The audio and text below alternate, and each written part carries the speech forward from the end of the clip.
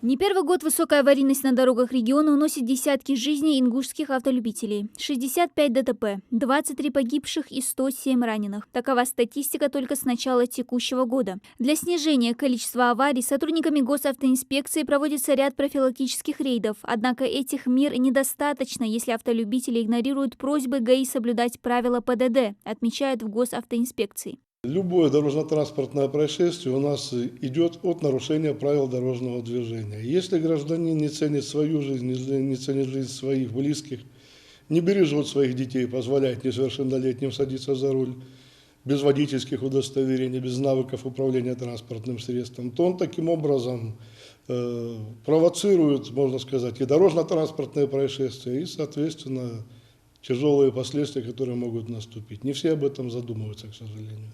Превышение скорости, выезд на встречку, езда в нетрезвом состоянии – это лишь часть нарушений, которые ежедневно фиксируют сотрудники госавтоинспекции. Львиная доля штрафов и арестов приходится на тех, кто управляет транспортом, не зарегистрированным на их имя. У нас только в 2022 году гражданами было снято с регистрационного учета 12 тысяч единиц транспортных средств.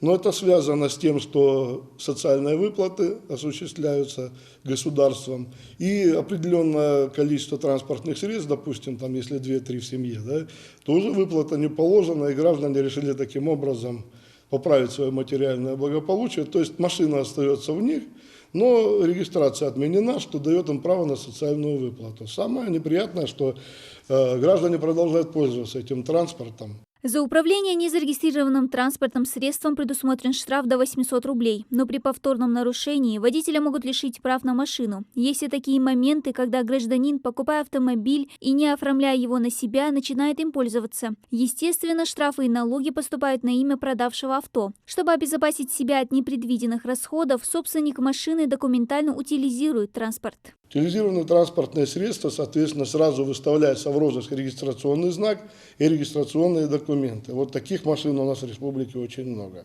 То есть они фактически являются в розыске. Плюс криминальным путем добытый транспорт, который непосредственно уже похищен и угнан на территории республики, других государств. Вот. Такие факты мы тоже выявляем неоднократно, в том числе в МРЭО при регистрации транспортных средств и при несении службы на постах, маршрутах патрулирования.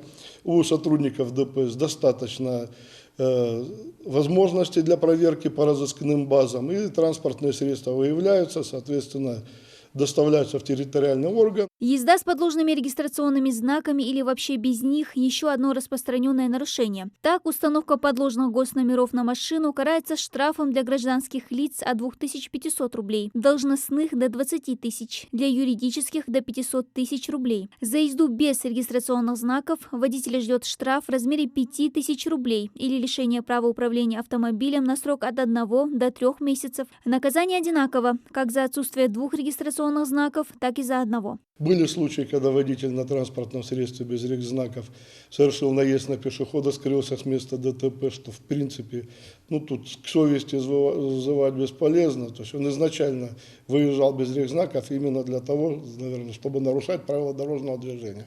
Привело к травмированию человека.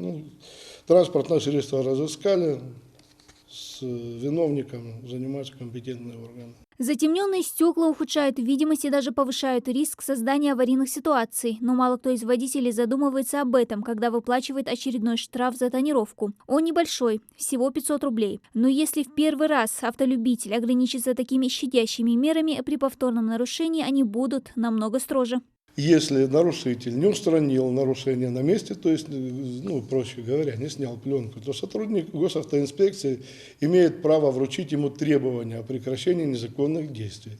А невыполнение требования уже влечет совсем другой состав. Это у нас часть 1 статьи 19.3 Кодекса об административных правонарушениях Российской Федерации.